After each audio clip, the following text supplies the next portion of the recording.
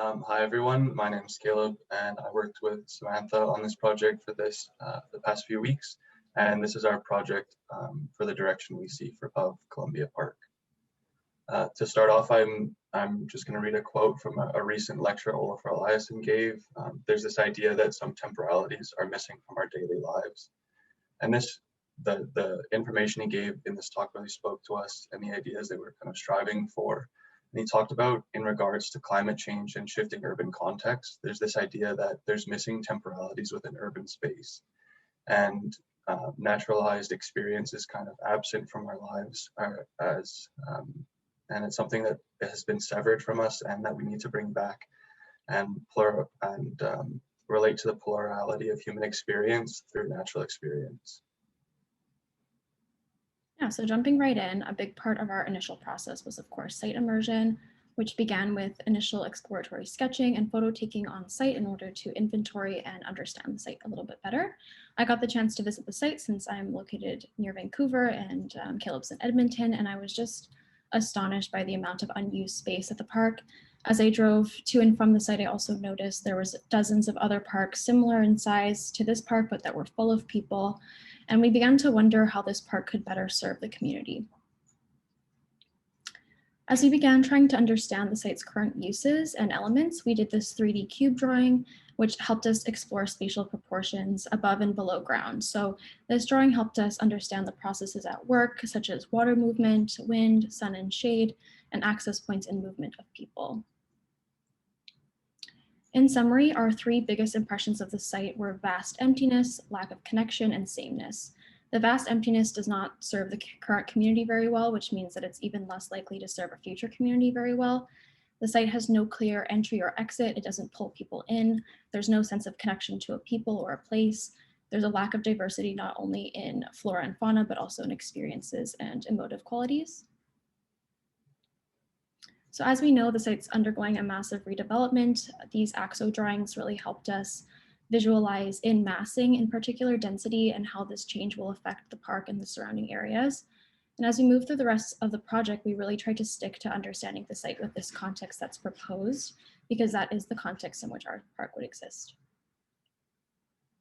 So secondary research was trying to understand macro and micro contexts of Columbia Park. So macro relating to the imminent climatic changes over the next 30 to 50 years with projected longer dry spells and shorter but harsher wet spells.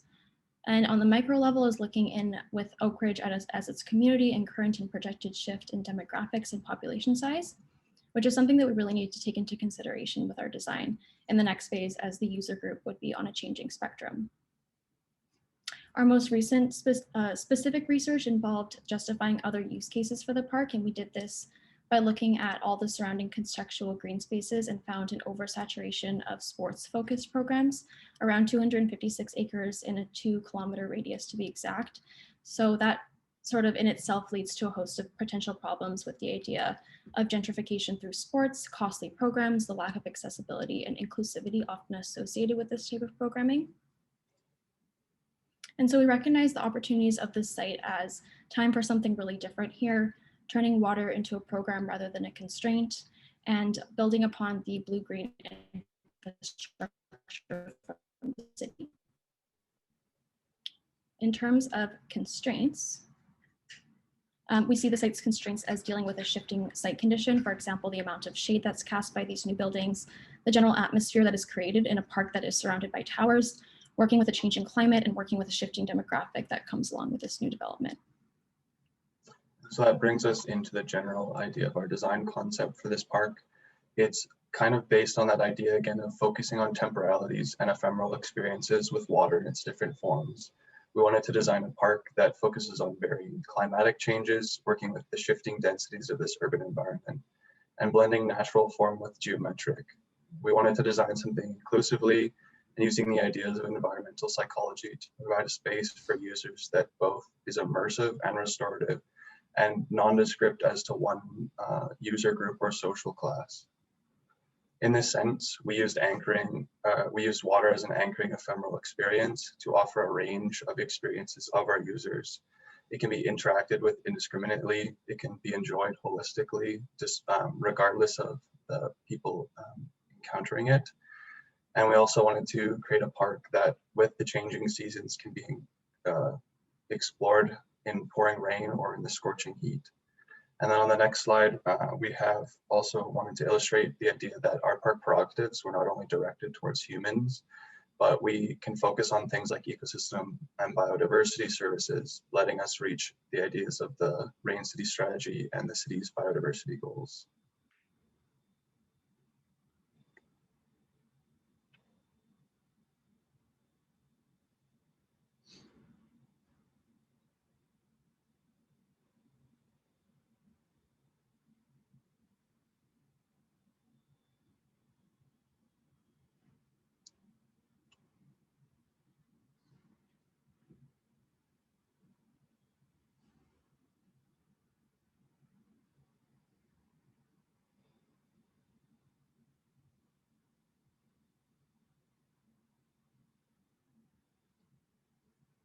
And that brings us to the main two precedents we focused on for this project, that being the Water Garden and Parc Diderot.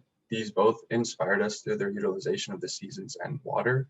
And in the case of Parc Diderot, its ability to remove the user from the urban environment of which it exists. As well, we moved on to ideation, another phase of our project. We took into account all our goals, wishes, and challenges that we had amalgamated over our first few weeks of work. And we began thinking about design interventions and what if questions for how we could shape this park to better serve its users. And this was eventually blending the ideas of different variations into a park we think serves this idea the best. We also explored the major topographic moves and the age-old struggle of trying to get water to go where you want it. As well, we used diagrammatic sections, attempting at communicating our goals and to try and flesh out what individualized water experiences look like. We had two main concepts to decide between. In the end, we focused on this one, which is a kind of a more geometric and guided walk through the park, and it played upon a guided narrative that we could construct through the design. Further studies were done to gauge the scale of the park and the relation of experience topographically. And then special attention was paid to, again, these individual experiences and our proposed water interactions. So here is our final site plan. It is the amalgamation of all of our efforts and design intentionality for this park. It's formed by this linked band of ephemeral wetlands grounded in a key element, which is our river, which is kind of this amorphic geometry and a gestural gouge into the earth, which draws water along with it and with the users that can kind of walk along with it. And so here you can see the 7 entry points we've created at all the major intersections. The second diagram uses shades of blue to express seasonal water changes. And the last diagram highlights movement throughout the park and where people might stop and have a moment of pause to enjoy the sensorial experiences we've created. This diagram is meant to show how we'd collect water from Alberta Street. We would collect stormwater from cisterns along the street and also from the surrounding towers. This water would be cleaned and pumped into the top pond at the waterfall where it can flow into the river so that people can play in it and it would be a little bit more clean. And then general stormwater would be collected right on site into the ephemeral wetlands, which could of course change with the seasons, but we could also pump some water from the cisterns into here as well if needed. And this is showing a kind of year-long wet versus dry. As you can see, the way we've graded the site is that kind of the whole bottom left side should be relatively wet, whereas the top right side would be mostly dry. So now we're going to go through each of the kind of elements of the site. So starting with the waterfall and the entrance, there's this quite large landing pad kind of at the bottom of that image at Alberta Street. Through its form language, really pulls people into the site. And when you enter onto that landing pad, you can either go towards the waterfall or towards the mist forest. On either path, whichever way you go, you can also exit off onto a gravel path that goes through the ephemeral wetlands. And if you continue to go onto the path to the north of the site, you'll experience passing that waterfall and move towards the babbling brook that we hope would engulf visitors in the sound of rushing water. In our site analysis, we found that this north side of the site is the noisiest with traffic and such, so this is why we put these rushing and falling water elements here. Moving along the plan, before we go into the ephemeral wetlands, we just want to show you kind of the snippet of some of the process that we went through to create the forms and the pockets in a responsive way to the rest of the form language. We tried using parametric algorithms on Grasshopper, but ultimately we went with these kind of banded forms that creep into the spaces beyond the paths that enclose them. And we think it better sits within the form language of our other elements. And these wetlands are delineated with metal edgers that kind of keep their shape. And we've allotted a certain percentage of the wetland pockets to emergent vegetation like Typha angustifolia, which provides critical habitat for ducks. The planting of the space would include plenty of willows, river birches, red alder trees, marsh marigold sedges, hebes, yarrows, salvia, and catmint, among others. And the large bands at this scale feels very natural and comforting, with the lush planting kind of enclosing you into the space.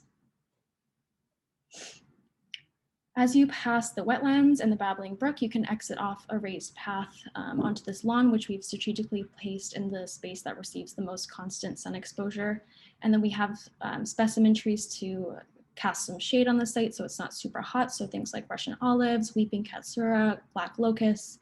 The reflection pond's black backdrop is a smaller pollinator meadow, which does not block the view in and out of the park, but rather attracts people in to enter.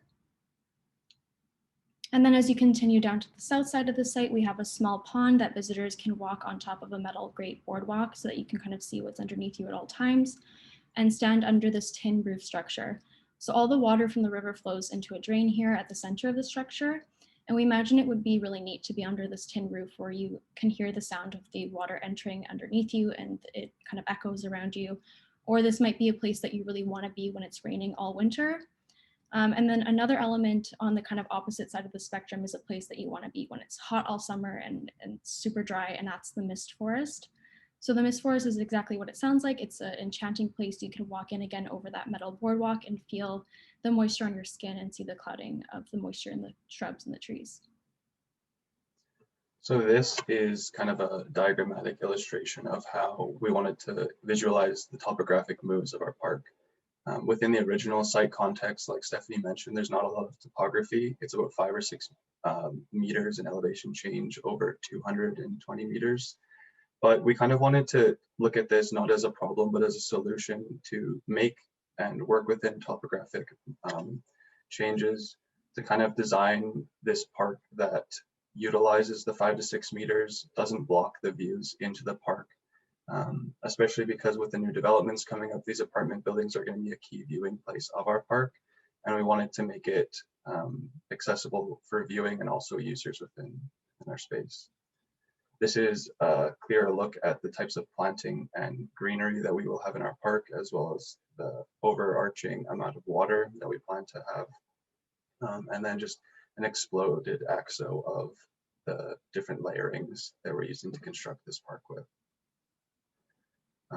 As such, I just wanted to reiterate the focus of our project, which again was the use of ephemeral and dynamism with water to create experiences for the use of our park that both reaches patrons now and in the future, and something that's going to be enhanced by the changes that Vancouver's going through, both in a shifting population and seasonal experience.